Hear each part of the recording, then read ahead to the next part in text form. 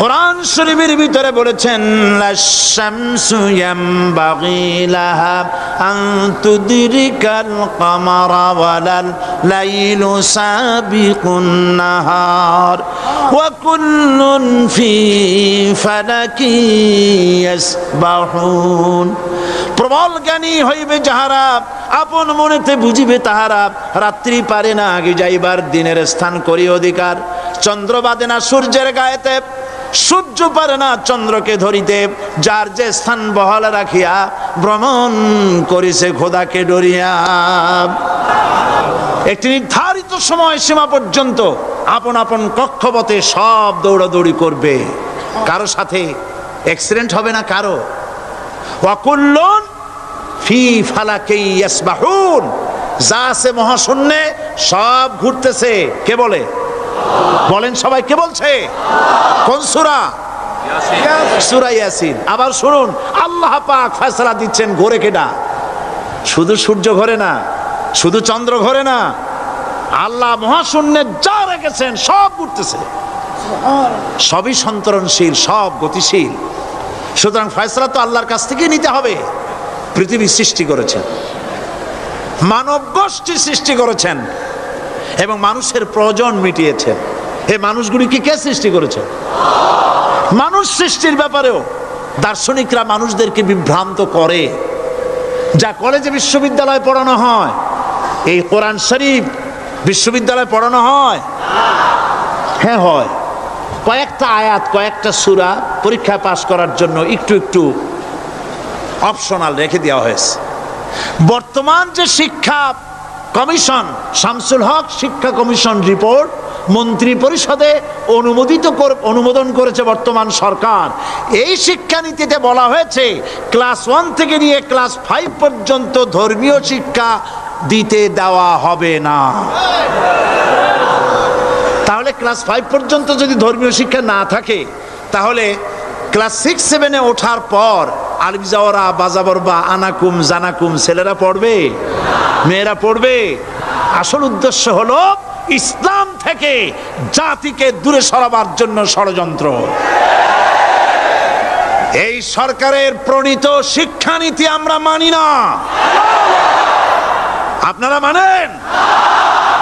যেই মাদ্রাসা মানুষের চরিত্র সৃষ্টি করে, বর্তমান সরকার সেই মাদ্রাসাগুলি একটা একটা করে ধ্বংস করার পরিকল্পনা গ্রহণ করেছে। সুতরাং আসল শিক্ষা হলো কোরআনের কাছে। আসল শিক্ষা কোথায়? কোরআনের কাছে। কোরআন যদি শিখানো হতো, কোরআন যদি শিখানো হতো কলেজে বিশ্ববিদ্যালয়, তাহলে গতকাল চট্টগ্রাম বিশ্ববিদ্যালয় থেকে যেসব ছেলেরা বিশ্ববিদ্যালয় কর্তৃপক্ষ কর্তৃক বরাদ্দকৃত, হাইজ্যাক করা নয়, বরাদ্দকৃত 4খানা বাস দিয়ে কোরআন শুনতে আসতে চেয়েছিল, বর্তমান সরকারের তথাকথিত সোনার ছেলেরা আসতে দিল না। কোরআন যদি তারা পড়তো, তাহলে কোরআন শরীফ শুনতে তারাও আসতো। কপাল পোড়া। জোরে বলেন কি? আরো জোরে বলেন কি? কপাল পোড়া। সব ভালো লাগে, কোরআন ভালো লাগে না। এদেরকে শিখানো হয়েছে, আরে তোমরা তো মানুষ না। বলে আমরা কি? তো তোমাদের ডারউইন বাবাজি বলে নাই, শোনো নাই? কি পড়ো টড়ো তোমরা, বুদ্ধি শুদ্ধি রাখো না। ডারউইন বলেছে, থিওরি অফ ইভলিউশনের মধ্যে বলেছেন মানুষ মানুষ না। বলে কি? মানুষ হলো বান্দর। কপাল পোড়া। কি কপালে লেখা থাকে? কাজে কামে প্রকাশ হয়ে যায়। ডারউইন বলল মানুষ মানুষ না। আলফ্রেড বললেন মানুষ হলো মানুষই ঠিক, তবে মানুষ হলো সেক্স সর্বস্ব জীব। সেক্স সমস্যার সমাধান করলে মানুষের সব সমস্যার সমাধান হয়ে যাবে। কার্ল মার্কস বললেন মানুষ হলো পেট সর্বস্ব জীব, পেট সমস্যার সমাধান করে দিলে সব সমস্যা শেষ। আর ডারউইন বললেন মানুষ মানুষই না, মানুষ কি? বলে বান্দর। ওরাং ওটাং শিম্পাজি আর ব্যাং থেকে মানুষের উৎপত্তি হয়েছে। আমি যখন জীবনের প্রথম শিম্পাজি দেখলাম, ওরাং ওটাং দেখলাম, তখন আমি মনে করেছি যে ডারউইন খামোখা ভুল করে নাই। এইটা দেখেই ও মনে করেছে যে এই হচ্ছে আমার মাতামহের গোষ্ঠী। এ হলো পিতামহের গোষ্ঠী। আপনারা একটু মাথা কাটায় চিন্তা করেন, মানুষ যদি বান্দর থেকে হবে, আজও বানর ফরেস্ট এরিয়া আছে কিনা বাংলাদেশে? চিল্লায় বলেন আছে কিনা? তো মানুষ যদি বান্দর থেকেই হবে, আপনারা কি কোনোদিন দেখেছেন যে একটা বান্দরের কোমর পর্যন্ত মানুষের মতো হয়ে সারছে? আর কিছুদিন গেলেই পুরা মানুষ হয়ে যাবে, গলা পর্যন্ত মানুষের মতো হয়ে গেছে, আর কদিন গেলেই মানুষ হয়ে যাবে। দেখছেন কখনো? আচ্ছা আপনারা বলেন, পাবদা মাছ আপনারা চট্টগ্রামে কি বলেন? পাবদাই বলেন। পাবদা মাছ দেখতে কি মাছের মতো লাগে? বোয়াল মাছের মতো। কোন পাগলে কি বলছে কথা যে বোয়ালের পূর্বপুরুষ পাবদা? পাবদাগুলি পুটি টুটি খাইয়া খাইয়া আস্তে আস্তে বোয়াল হয়ে গেছে, এ কথা কেউ বলে? আচ্ছা, শোলের যে ছোট সাইজ, শোল মাছ, গজাল মাছ, এর যে ছোট্ট সাইজ ভর্তা করে খায়, শুটকি বানায় খায়, ওগুলোর কি বলে? টাকি মাছ। এই টাকি মাছ দেখতে শোল মাছের মতো। কেউ পাগলকে আজ পর্যন্ত বলেছে যে শোল মাছের পূর্বপুরুষ টাকি, টাকিগুলা সার মার খাইয়া আস্তে আস্তে শৌলে পরিণত হয়ে গেছে? কেউ বলেছে কখনো? ডারউইন কয় বোতল খাইয়া যে এই মতবাদ লিখছে আল্লাহই ভালো জানে, যে বান্দরের থেকে মানুষ আবিষ্কার হয়েছে। নাউজুবিল্লাহ। এগুলি পড়ানো হয় কলেজে, বিশ্ববিদ্যালয়, তাই আমাদের সোনার ছেলেরা বান্দরামি করে। ওদের যদি পড়ানো হইতো তোমরা বান্দরের গোষ্ঠী নও, তোমরা মানুষ, মর্যাদা কার বেশি, বান্দরের না মানুষের? এ পৃথিবীর প্রথম মানুষকে আদম আলাইহিস সালাম। আদম হইছেন কি দিয়ে? মাটি দিয়ে। আল্লাহ রাব্বুল আলামিন যিনি মানুষ সৃষ্টি করেছেন, তিনি কোরআন শরীফের ভিতরে বলে দিয়েছেন, আমি প্রথমেই বলেছি, আপনারা লক্ষ্য করুন, এই কোরআন তাবিজের কিতাব নয়, এই কোরআন তদবিরের কিতাব নয়, ঝাড়ফুঁকের কিতাব নয়। কোরআন হলো পৃথিবীর মানুষের জন্য কোড অফ লাইফ, পূর্ণাঙ্গ জীবন বিধান। সব কিছু আল্লাহ পাক কোরআনের ভিতরে বলে দিয়েছেন, কোনো জিনিস বাদ দেন নাই। আপনি আমি কেমনে সৃষ্টি হয়েছি আল্লাহ পাক কোরআনের ভিতরে বলেছেন, ইন্না খালাকনাকুম মিন তুরাবিন সুম্মা মিন নুতফাতিন সুম্মা মিন আলাকাতিন সুম্মা মিন মুদগা।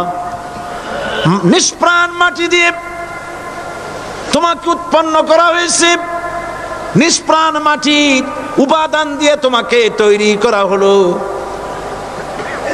মায়ের পেটের ভিতরে এক ফোঁটা নাপাক পানি জমাট রক্তে পরিণত হয়ে গেল, জমাট রক্ত আস্তে করে গোস্ত পিণ্ড হলো, গোস্ত পিণ্ডকে সুন্দর করে সাজায়া, হাড্ডি গুড্ডি বানায়া, স্ট্রাকচার তৈরি করে তার উপরে ফাকাসাউনাল ইযামা লাহমা,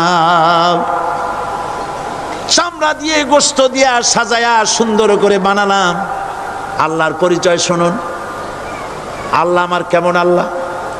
মায়ের পেটের ভিতরে সন্তান বানায়া, এরপরে যখন রূহ দেওয়া হয়েছে, ক্ষুধা লেগেছে, খাবারের প্রয়োজন হয়েছে, আল্লাহ রাব্বুল আলামিন ওই কচি বান্দা মায়ের পেটে বসে কি খাবে, সেজন্য তার মা চিন্তা করে নাই, বাবা চিন্তা করে নাই, সরকার চিন্তা করে নাই।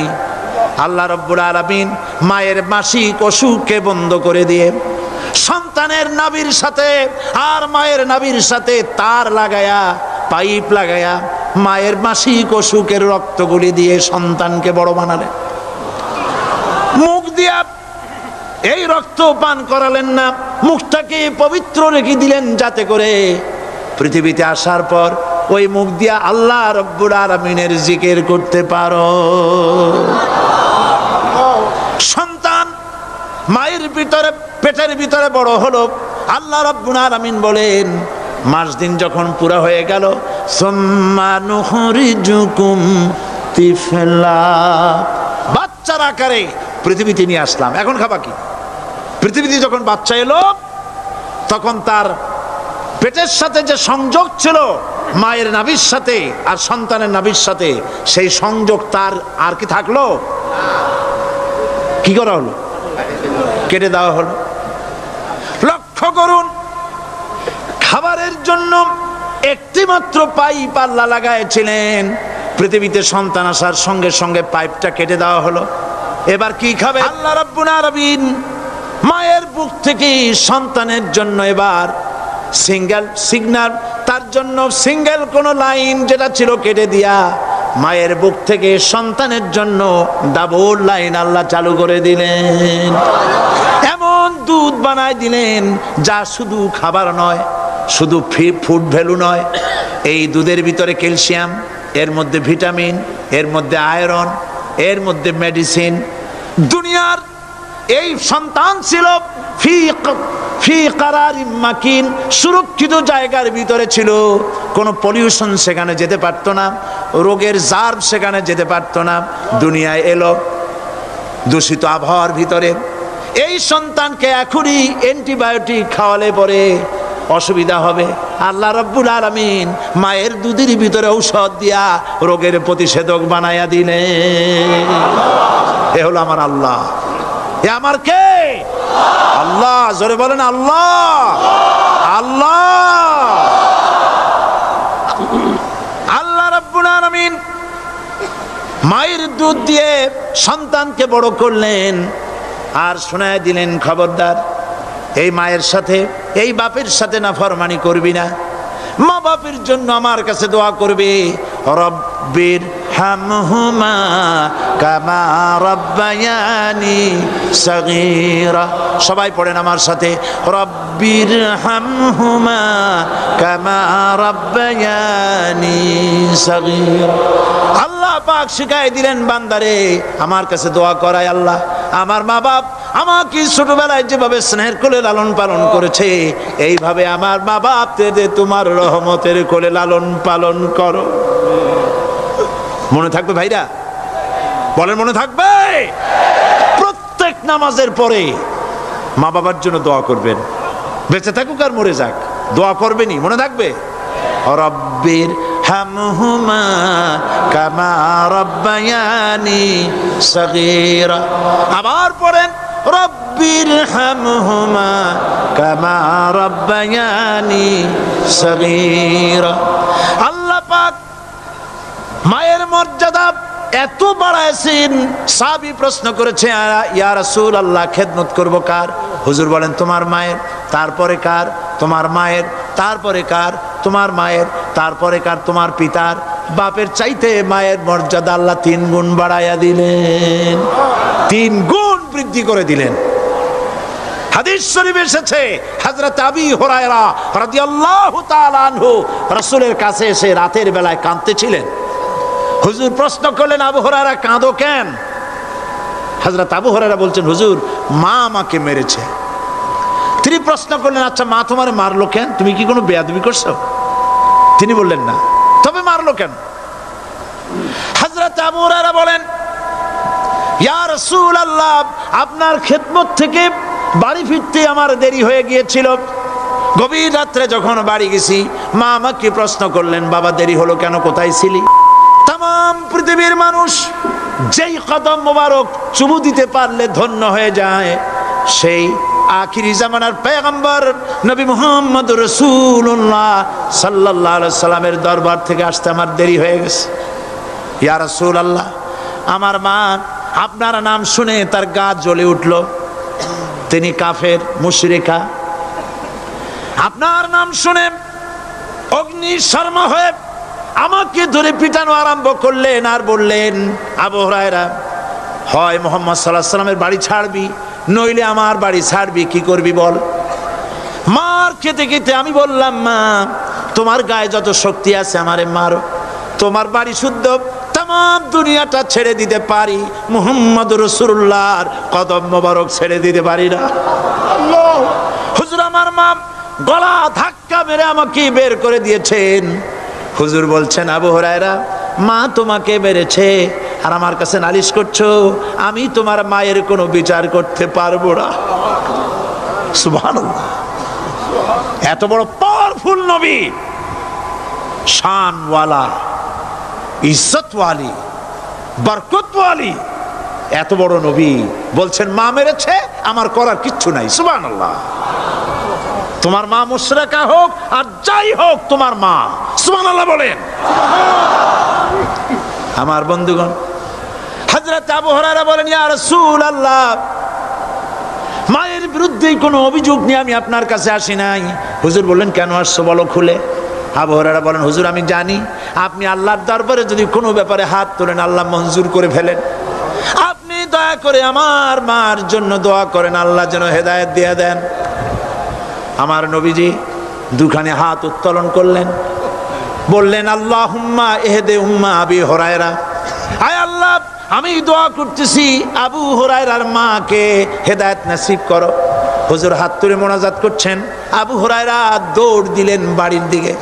কয়েকজন সাহাবী হযরত আবু হুরায়রার জামা টেনে ধরেছে, এই ভদ্রলোক দৌড়ায় কেন?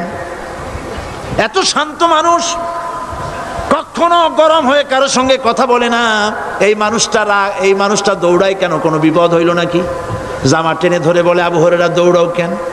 হযরত আবু হুরায়রা বলেন, জামা ছেড়ে দাও, কোনো বিপদ আমার হয় নাই, আমি দৌড়াইয়া বাড়ি যাই দেখতে চাই। আমি দৌড়াইয়া আগে বাড়ি যেতে পারলাম না, আমার নবীর দোয়া আগে আমার বাড়ি চলে গেছে, আমি এটা দেখতে চাই। হযরত আবু হুরায়রা দৌড়াতে দৌড়াতে বাড়ি চলে গেছেন।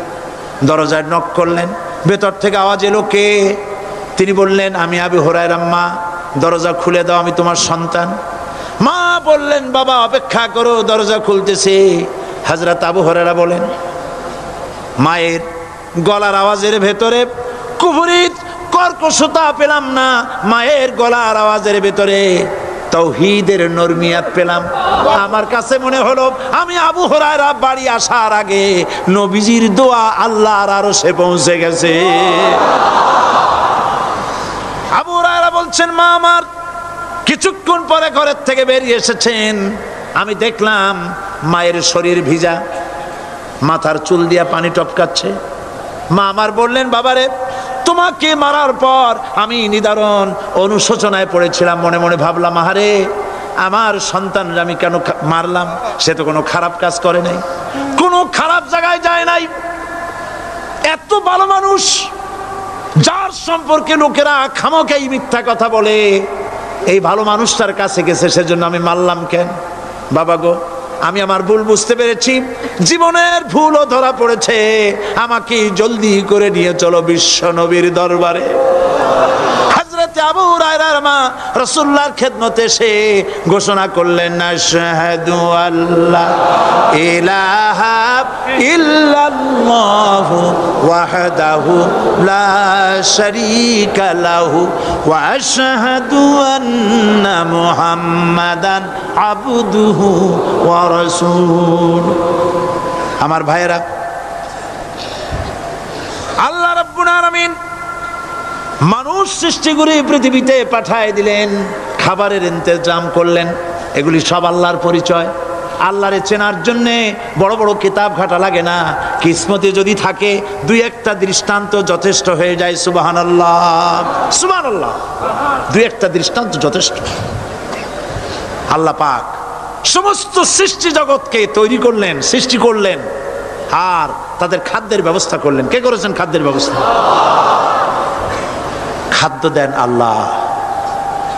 কিন্তু অহংকারী যারা, তারা বলে দেশের বাম্পার ফলনের জন্য সমস্ত কৃতিত্ব সরকারের। বলেন আস্তাগফিরুল্লাহ, বলেন নাউজুবিল্লাহ। এদের একজন বলছিল, 3 বছর কিছু দিবার পারুম না, লোকেরা কয় আমরা না খাইয়ে থাকুম, আল্লাহ কয় আমিও দেহুম, কদ্দুর পারো না খাইয়ে থাকতে। ফসল কে দেন? জোরে বলেন, কে দেন? বাম্পার ফসলের ফলনের দাবি সরকার করতে পারে না, এটা কুফরি, এটা শিরক। জমিনের ফসল কে দেন? আকাশের বৃষ্টি কার? পানি কার? সার কার? সব আল্লাহ পাক। আল্লাহ পাক কোরআন শরীফে বলেছেন, লাইন শাকারতুম লাযীদান্নাকুম ওয়া লাইন কাফারতুম ইন্না আযাবি লাশাদীদ। আমার নিয়ামতের শুকর যদি আদায় করো বাড়ায় দেব, আর যদি কৃতজ্ঞ হও শুকরিয়া আদায় না করো মস্ত বড় শাস্তি দেব। ফসল দেই আমি আর শুকরিয়া আদায় করো তোমার বাজানে, ঠিক কিনা? শুকরিয়া আদায় করে কার? বাজানে।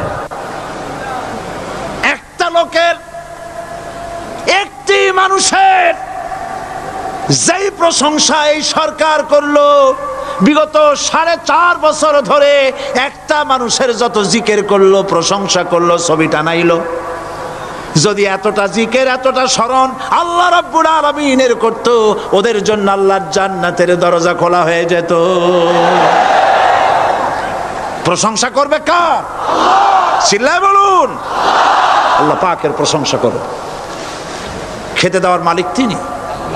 আল্লাহ পাক বলছেন আল্লাহকে, তার পরিচয় আল্লাহ তুলে ধরেছেন, ওয়ামা মিন দাব্বাতিন ফিল আরদি ইল্লা আলাল্লাহি রিজকুহা।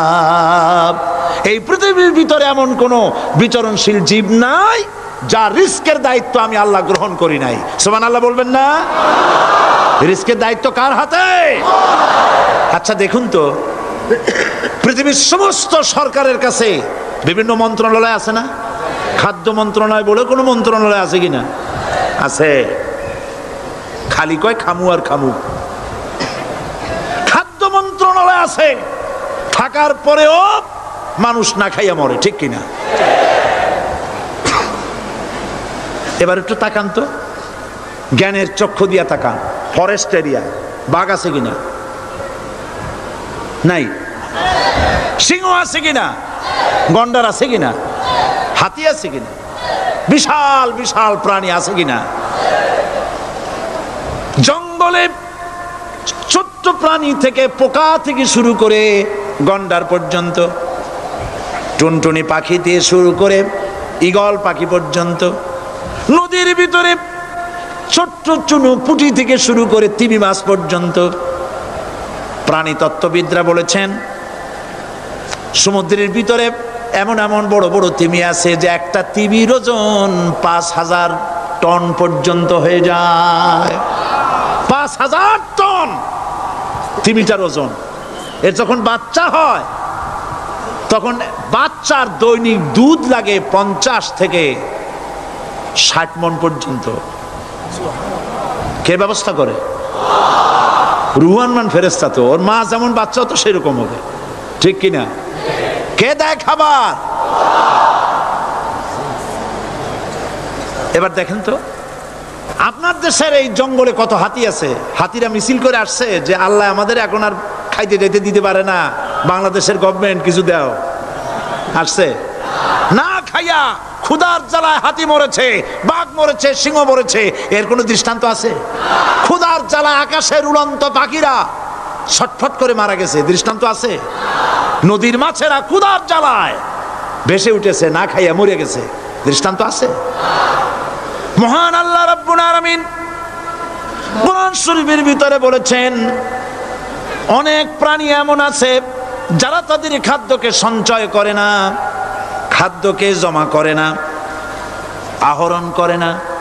সকালবেলায় একটা খাবার খেলো, দুপুরে কি খাবে তার জানা নাই। শকুন পৃথিবীর মাটি থেকে 3 মাইল উপরে ওড়ে, তার চোখকে আল্লাহ পাক এত তীক্ষ্ণ বানিয়ে দিয়েছেন।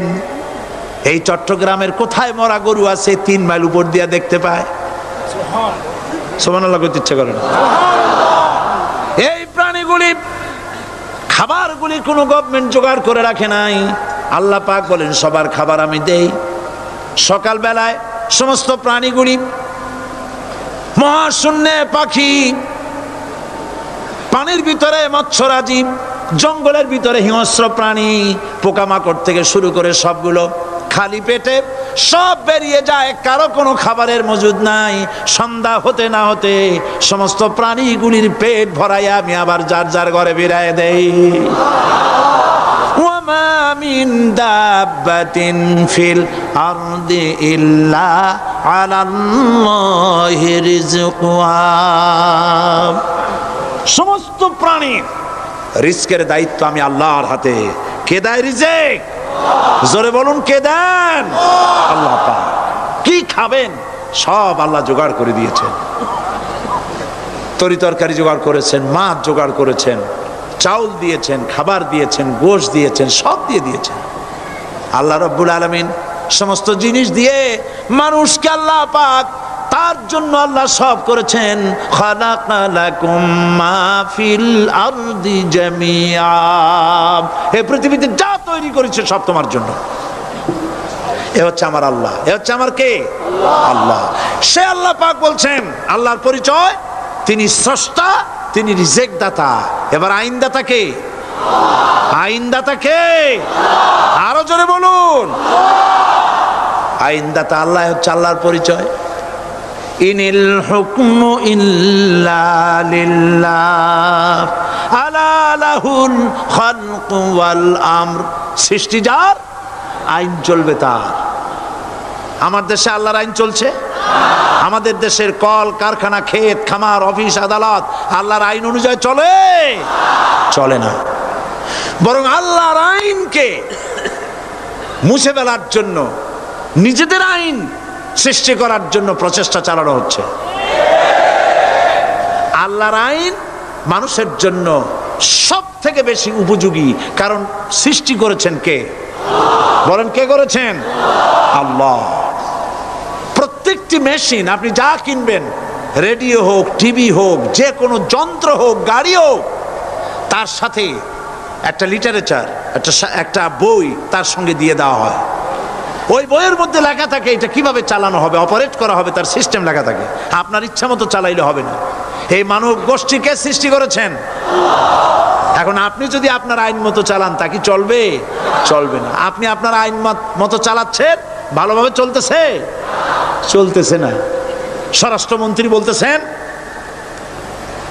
সন্ত্রাসীদেরকে মাটির তলা থেকে খুঁজে বের করা হবে, কিন্তু নাকের উপর দিয়া ব্রিফকেস চুরি হয়ে যায়, উনি তা ধরতে পারেন না।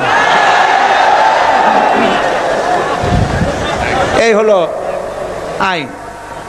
অনাবরত খুন হচ্ছে, অনাবরত সন্ত্রাসী তৎপরতা চলছে।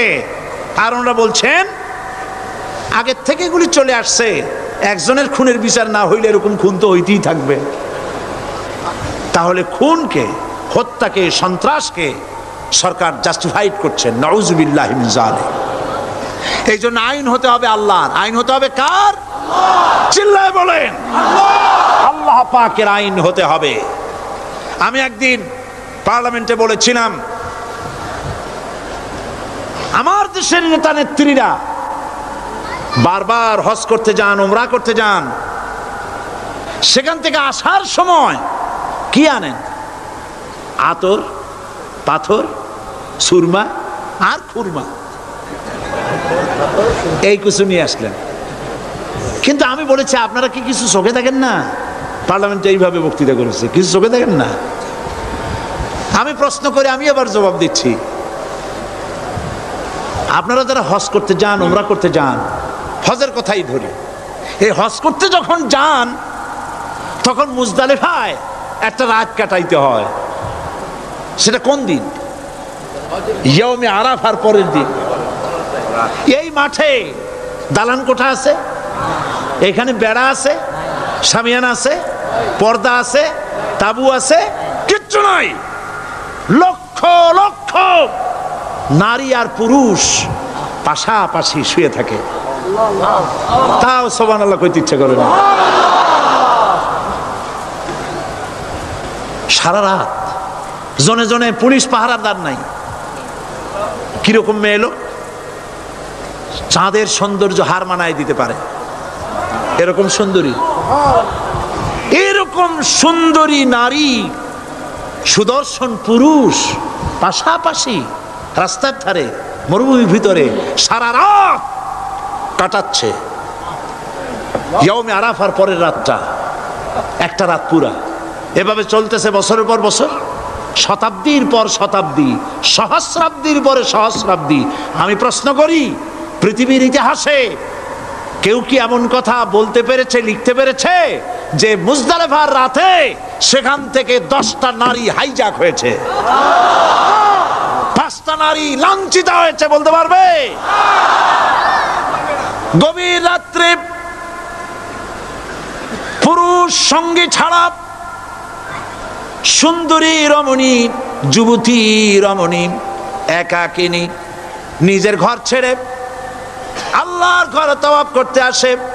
তাওয়াফ সেরে তাহাজ্জুদের নামাজ পড়ে আল্লাহর কাছে মোনাজাত করে একা একা হাজার হাজার লাখো পুরুষের ভিতর থেকে আপন ঘরে ফিরে যায়। কারো বাবার হিম্মত নাই একবার তাকায় সে তো রূপ উপভোগ করার জন্য আবার তাকায়, অথবা তার আঁচল ধরে টান মারে। আছে ইতিহাস? কথা কন না কেন? সুন্দরী একটা মাইয়া মক্কা থেকে মদিনা থেকে পাওয়া যায় না, 15 দিন হয়ে গেছে। হয়েছে কখনো? এবার জবাব দেন, কেন হয় না? কেন হয় না? আমার দেশের মেয়েরা রাস্তা দিয়ে হাঁটতে পারে না। হাই স্কুল মেয়েদের, হাই স্কুল মেয়েদের কলেজ যখন ছুটি হয়, তথাকথিত সোনার ছেলেরা গেটের সামনে এতিমের মতো কাড়ায় থাকে। অনবরত হাইজ্যাক হচ্ছে, ধর্ষণের সেঞ্চুরি হচ্ছে। আর ওখানে হয় না কেন? ওখানে হয় না এই কারণে, এই কোরআনের আইন আল্লাহ রাব্বুল আলামিন যে আইন দিয়েছেন, ওখানে আইন বলবৎ আছে। আছে নাকি? আছে কিনা? কোন পুরুষ কোন নারীকে ধর্ষণ করেছে যদি প্রমাণিত হয়, সে যদি ফাহাদের ছেলে হয় আর ফাহাদের মেয়ে হয়, কোরআনের শাস্তি হলো পাথর মেরে উড়াইয়া দাও। তাকে জানিয়ে দেওয়া হবে রেডিও টিভির মাধ্যমে, জেনাকারের ব্যভিচারীর শাস্তি হবে।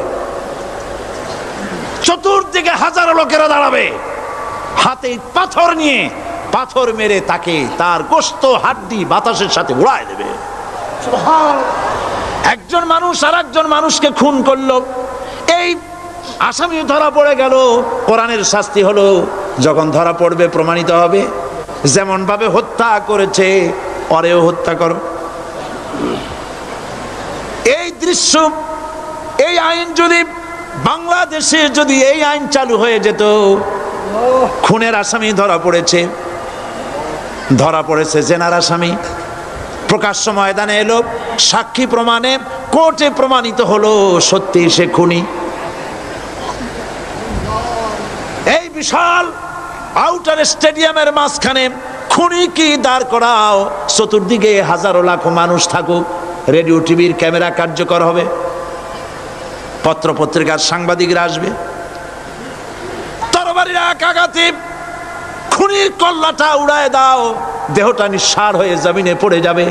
এই দৃশ্য যারা দেখবে স্বচক্ষে, রেডিওতে, পত্র পত্রিকায়, আর 1 বছরের ভেতরে খুন করার হিম্মত কারো কলিজায় উঠবে? জেনাকারের পাথর মেরে দেওয়া, পাথর মেরে উড়িয়ে দেওয়ার শাস্তি যদি চোখে কেউ দেখে, জেনা করার পুলক আর জাগবে? এটা নাম আল্লাহর আইন। এই আইন কার? এই আইন কার? এই আইন যতদিন পর্যন্ত বাংলার মানুষের, মুসলমানদের উপরে কার্যকরী না হচ্ছে, এই দেশে কার্যকরী না হবে, ততদিন পর্যন্ত হত্যা, ধর্ষণ, খুন বন্ধ হবে না। বন্ধ হবে? সুতরাং এই আইন হচ্ছে কার? আরো জোরে বলেন, আল্লাহ রাব্বুল আলামিন। মহান আল্লাহ রাব্বুল আলামিনের এই আইন অনুযায়ী যদি দেশ চলে, মানুষ শান্তি পাবে, চুরি বন্ধ হবে, ডাকাতি বন্ধ হবে, জেনা বন্ধ হবে, হত্যা ধর্ষণ বন্ধ হয়ে যাবে। নবীজি এমন একটি আইন চালু করে দিয়ে, কোরআনের বিধান চালু করে দিয়ে এমন একটা সমাজ চালু করেছিলেন, যেই সমাজ সম্পর্কে হুজুর নিজে বলেছেন, খায়রুল কুরুনে কারনি, সর্বশ্রেষ্ঠ যুগ হলো কার যুগ? আমার যুগ। সুবহানাল্লাহ বলেন। রাসূলের যুগ হলো সর্বশ্রেষ্ঠ যুগ। সেই কোরআন, সেই হাদিস আজও আছে না নাই? বলেন জোরে, আজও আছে না নাই? সেই কোরআন এবং সুন্নাহ দিয়ে দেশ শাসন হোক, এটা কি আমরা চাই? কারা কারা চাই দু হাত উঁচু করে দেখা।